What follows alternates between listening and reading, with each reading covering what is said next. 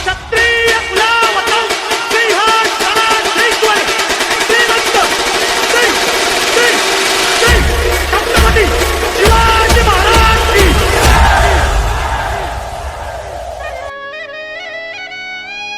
स्वराज्य दौलत दुर्गनाथ प्रतिष्ठान कौलापूर तर गेली 13 वर्ष प्रतिकृती बनवतो आहे.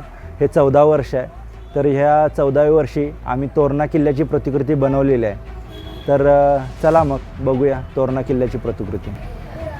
पुण्यश्लोक छत्रपती श्री शिवाजी महाराजांनी घेतलेला पहिला किल्ला म्हणजे तोरणा किल्ला. याची समुद्रसपाटीपासून उंची 4700 फूट आहे. तर हा महाराष्ट्रातील सर्वात उंच किल्ला आहे.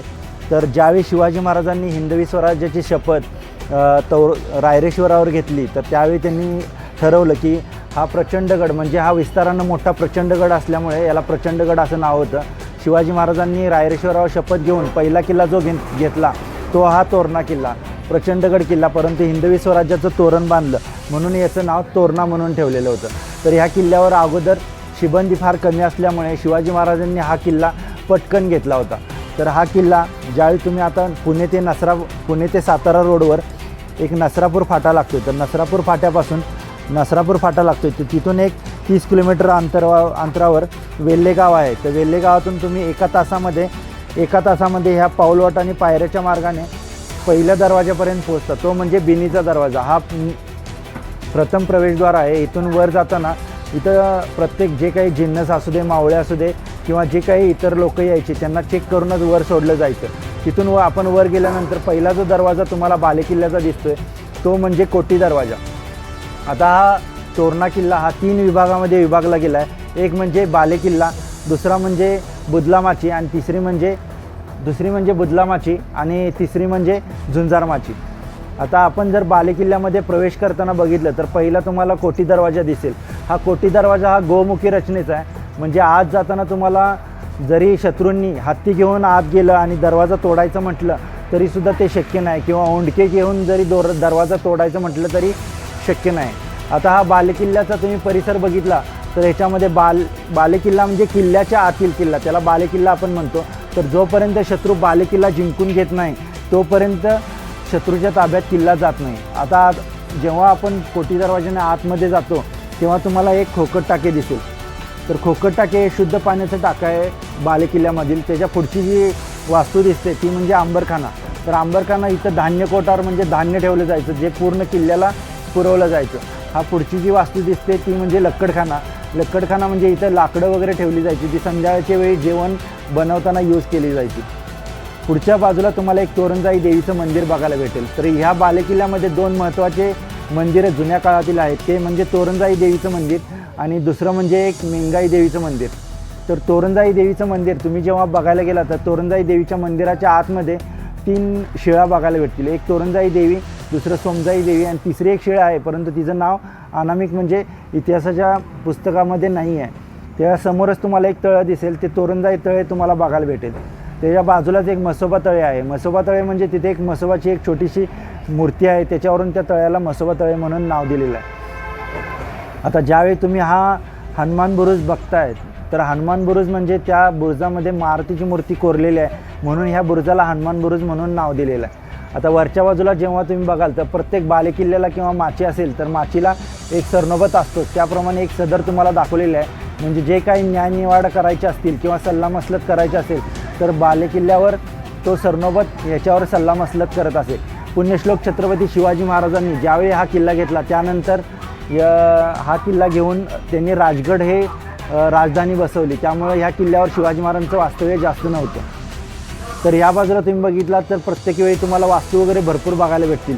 परंतु हा जो 2 बुरुज आहेत, एक म्हणजे फुटका बुरुज आणि दुसरा म्हणजे सफेलीचा बुरुज, ह्या 2 बुरुजावरती वहिवाट वगैरे किंवा वास्तू कमी आहेत. कारण की ह्या 2 बुरुजाच्या बाजूला तटबंदीमध्ये शौचकूपं वगैरे तटबंदीमध्ये बसवली होती, ज्याचा वापर सकाळी विधीसाठी वगैरे केला जायचा. चला आता भेलबुरुज जर तुम्ही बघितलं तर भेलबुरुजाच्या बाजूनेच तर इथून खाली झुंजारमाचीमध्ये उतरण्याची वाट आहे. तर जुन्या काळामध्ये भुयारी मार्गाने उतरले जायचे परंतु इंग्रजांच्या काळामध्ये 1818ला हा भुयारी मार्ग मुजवला गेला. आणि आत्ता जर तुम्ही किल्ल्यावर गेला तर हा किल्ल्यावर गेल्यानंतर एक लोखंडी शिडी बसवण्यात आलेली आहे. त्या लोखंडी शिडीने ह्या मार्गाने आपण झुंजारमाचीमध्ये उतरता येऊ शकते. हा झुंजार माचीचा दुहेरी बुरुज आहे. दुहेरी बुरुजातून भुयारी मार्गाने आपल्याला खालच्या बाजूला उतरता येऊ शकते. म्हणजे हा कमी उंचीचा बुरुज असल्यामुळे शत्रूच्या ताब्यात लगेच जाऊ शकते. त्यामुळे याला बळकटी देण्यासाठी झुंजार माचीचा दुहेरी बुरुज बांधलेला आहे. आता या भुयारी मार्गातून जेव्हा आपण खाली येतोय तर त्यावेळी हा जरा अवघड वाट आहे. जेव्हा तुम्ही किल्ल्यावर जाल तर तुम्हाला बघायला भेटेल. आता जे तुम्ही झुंजार माची बघताय तर झुंजार माचीचा बुरुज जो आहे तर शत्रू याच्यावर लगेच ताबा घेऊ शकतो. त्यामुळं जे काही मावळे होते त्या या माचीवरती 24 तास इथं पहारा द्यायला असायचे. त्यामुळे पाण्याचे टाके असू दे, त्याचबरोबर जे काही रावटे असू देत किंवा जी शोचकोपं होती तर तटबंदीमध्येच कोरली गेलेली होती. त्याचबरोबर शत्रूंनी जरी हल्ला केला आणि जर किल्ला जर शत्रूच्या ताब्यात जात असेल तर 2 चोरवाटा ह्या ठिकाणी दाखवलेल्या गेलेल्या आहेत. एक चोरवाट ह्या बाजूला दाखवली गेलेली आहे आणि दुसरी चोरवाट ह्या बाजूला एक आहे. आणि ह्या झुंजार बुरुजावरून पुढच्या बाजूला आपल्याला पूर्णपणे सिंहगड बघायला भेटतो. म्हणजे तोरण्याच्या बाजूलाच जो राजगड किल्ला आहे तर राजगड किल्ल्यावरती जेव्हा जिजामातांना कोंढाणा किल्ल्याचं हिरवा निशाण फडकलेलं दिसायचं तर त्यावेळी त्यांनी तानाजी मालुसरे आणि शिवाजी महाराजांना सांगितलं होतं की हा किल्ला आपल्या भगव्या ध्वजाखाली आलाच पाहिजे. तर त्यावेळी जो किल्ला घेतला होता म्हणजे जसं राजगडवरून सिंहगड दिसतोय त्याचप्रमाणे तोरणावरून पण आपल्याला झुंजार माचीवरून सिंहगड दिसतोय. आता झुंजार माचीच्या वरच्या बाजूला आपण जेव्हा वर जातोय तर तो बालेकिल्ल्यात जाण्याचा मार्ग तुम्हाला बघायला भेटेल. त्यावेळी आपण बालेकिल्ल्यामध्ये बघतोय तर ढालकाठीचं ठिकाण तुम्हाला बघायला भेटेल. ढालकाठीचं म्हणजे ज्या ठिकाणी ढाल तलवारीचा सराव केला जायचा किंवा लाठीकाठीचा सराव केला जायचा ते ढालकाठीचं ठिकाण तुम्हाला बघायला भेटेल. त्याच्याच पुढे आल्यानंतर ध्वजस्तंभ म्हणजे जुन्या काळामध्ये जो भगवा ध्वज फडकवला जायचा तो ध्वजस्तंभाचं ठिकाण तुम्हाला बघायला भेटेल. आणि आता जर तुम्ही गेलात तर तिरंगा ध्वज 15 ऑगस्ट आणि 26 जानेवारीला फडकवला जातो. सरनाईक म्हणजे जे काही सरनाईक किंवा सरनोबत असतील त्यांची घरं या ठिकाणी दाखवलेली आहेत. तर सरनाईकाचं घर तुम्हाला बघायला भेटेल. त्याच्या बाजूला ती एक सदरच्या बाजूला एक मेंगाई मंदिर जे जुन्या प्रकारातलं मेंगाई मंदिर आहे. ते मेंगाई मंदिर आता जरी तुम्ही बघायला गेला तर आतमध्ये मेंगाई मंदिरमध्ये मेंगाईची शिळा वगैरे बघायला भेटेल. तर त्याच्या समोरच मेंगाई मंदिरच्या समोरच एक तोरणेश्वर मंदिर आहे जे शंकराचं मंदिर आहे. छत्रपती शिवाजी महाराजांनी जेवढे पण किल्ले बांधले तर त्या किल्ल्यावरती तुम्हाला शंकराचं मंदिर बघायला भेटेल, महादेवाचं मंदिर. तर महादेवाच्या मंदिरामध्ये तुम्ही जर आत्ता बघायला गेला तर एक शंकराची पिंड आहे, त्याचबरोबर पार्वतीची शिळा पण त्यामध्ये आतमध्ये आहे. मेंगाई मंदिराच्या समोरच तुम्हाला एक सतीशिळा बघायला भेटेल. म्हणजे जेव्हा औरंगजेबाने 1704मध्ये हा किल्ला जिंकून घेतला त्यानंतर 4 वर्षांनी जे सरनोबत होते नागोजी कोकाटे त्यांनी हा किल्ला जिंकून घेतल्यानंतर त्यांची जी पत्नी सती गेली होती त्याची शिळा तुम्हाला इथं बघायला भेटेल. त्याचबरोबर एक मंदिर आहे त्या ठिकाणी 2 अनामिक मूर्त्या आहेत ते एक तुम्हाला बघायला भेटेल. दुसरी एक विरजळ तुम्हाला बघायला भेटेल म्हणजे त्याच्या हातामध्ये ढाल आणि तलवार आहे.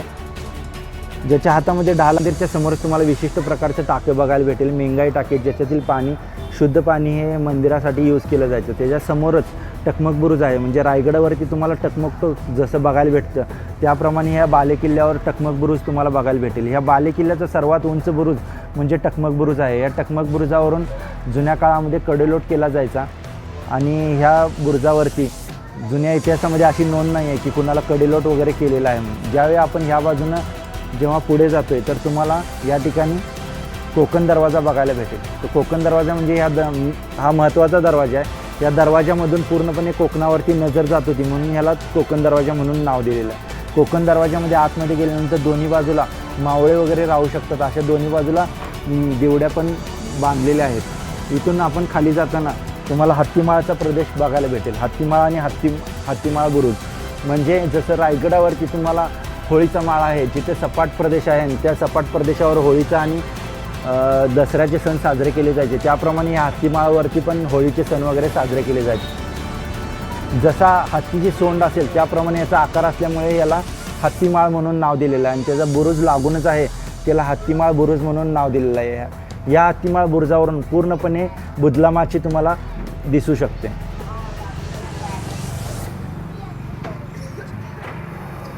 आता हे जसं ह्या बाजूला तुम्हाला एक पिलावरे गाव दिसेल, मेट पिलावरे गाव. या पिलावरे गावामध्ये एक कळंबाच आईचं मंदिर आहे. कळंबाजाईच्या मंदिराच्या बाजूला एक हनुमानाचं पण मंदिर तुम्हाला बघायला भेटेल. म्हणजे जशी जुन्या काळामध्ये शिवाजी महाराजांच्या किल्ल्याच्या खाली मेटं असायची त्याप्रमाणे हे मेट पिलावरे गाव तुम्हाला बघायला भेटेल. म्हणजे किल्ल्याच्या चारी बाजूला जी मेटं असायची तर हे मेट पिलावरे गाव. इथून एक जो पाऊलवाटेचा मार्ग जातो आहे तो पाऊलवाटेचा मार्ग किल्ल्यावरती कोकण दरवाजापर्यंत जाऊ शकतो आहे.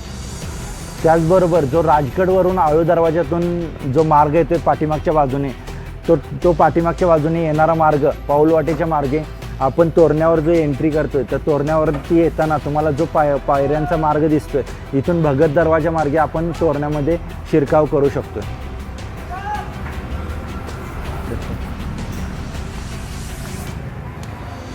आता ह्या बाजूला तुम्ही जर बघितले 2 बुरुज दिसत आहेत. भिकुलीचा बुरुज म्हणून एक बुरुज आहे. दुसरा बुरुज म्हणजे रडतोंडी बुरुज. जुन्या काळामध्ये रेड्यांना जिथे बळी दिली जायची तो बुरुज तुम्हाला दुहेरी तटबंदीचा बुरुज बघायला भेटेल. तर हा रडतोंडीचा बुरुज आहे. त्याचबरोबर एक पाठीमागच्या बाजूला तुम्हाला पाण्याचं टाकं बघायला भेटेल. ते बंदिस्त स्वरूपात आहे. जे बांधीव टाका आता जरी तुम्ही बघायला गेला तर तुम्हाला बघायला भेटेल. त्याचबरोबर मध्ये जो बुदलीचा आकाराचा मोठासा तुम्हाला खडक दिसतोय त्याला बुदला माची म्हणून नाव आहे. या पूर्ण माचीला बुदला माची म्हणून नाव आहे. त्याचबरोबर इथून आपण पुढे जाताना तुम्हाला तटबंदीवर जाताना मार्ग जो आहे त्यातून तुम्हाला 7 मुकोटे शिल्प म्हणजे जो 7 मुकोटे शिल्प आहे जे शिवपंथीय लोक या किल्ल्यावरती राहत होते जुन्या काळामध्ये तपश्चर्या वगैरे करण्यासाठी तर त्या इतिहासाच्या निगडीत हे 7 मुकोटे शिल्प इथं असू शकेल असा अंदाज आहे. त्याचबरोबर त्याच्या बाजूला गंगाजलाई तळे म्हणून आहे. ते शुद्ध पाण्याचं तळं आहे. म्हणजे या किल्ल्यावरती जे एकूण 22 टाके आहेत त्यातील हे गंगाजलाई तळे तुम्हाला बघायला भेटेल. मध्येच एक मोठा खडक तुम्हाला बघायला भेटेल. हा एक डोंगरासारखा प्रदेश आहे.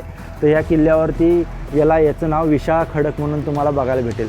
विशाळा खडकावरती पाऊलवाटेने तुम्हाला वरती जाण्यासाठी मार्ग आहे. तिथून खाली येताना या बाजूचा तुम्हाला जो बुरुज दिसतोय याला घोडेजिन बुरुज म्हणून नाव आहे. विशाळा टोक म्हणून नाव आहे. आणि या ठिकाणी एक घोडेजिन टाके पण तुम्हाला बघायला भेटेल.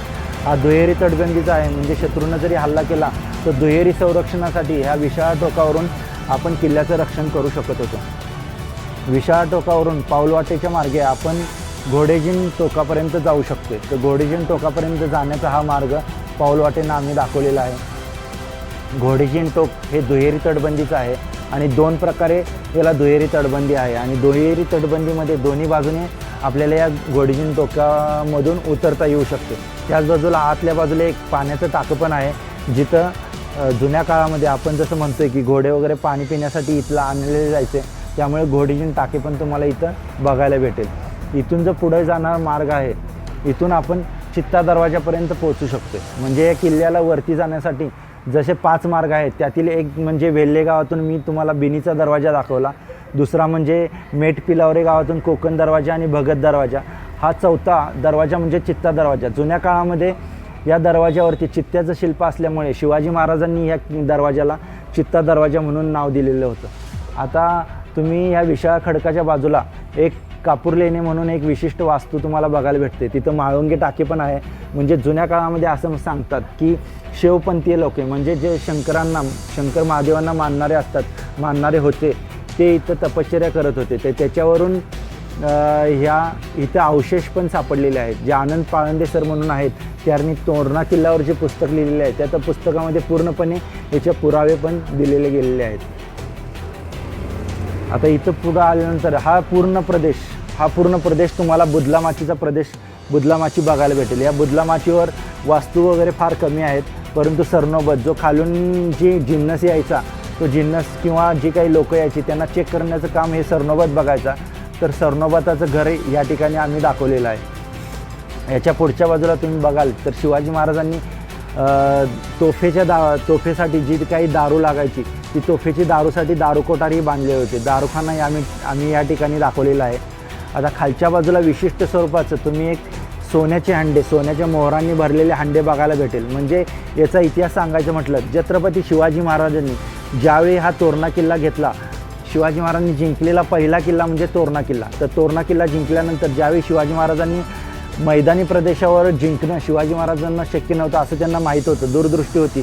त्यामुळे त्यांनी प्रत्येक डोंगराला तटबंदी बांधून बळकटी देण्याचं काम केलं होतं. त्यावेळी हा तोरणा किल्ला बांधल्यानंतर आम्ही ज्या काही इमारती बांधायच्या असतील किंवा खोदकाम करायचं असेल तर त्यावेळी खोदकाम करताना शिवाजी महाराजांना सोन्याचे 22 हांडे सापडले होते. ते सोन्याचे 22 हांडे आम्ही या ठिकाणी दाखवलेले आहेत. इतिहासामध्ये अशी नोंद नाही आहे की ते 22 हांडे याच ठिकाणी सापडलेले आहेत.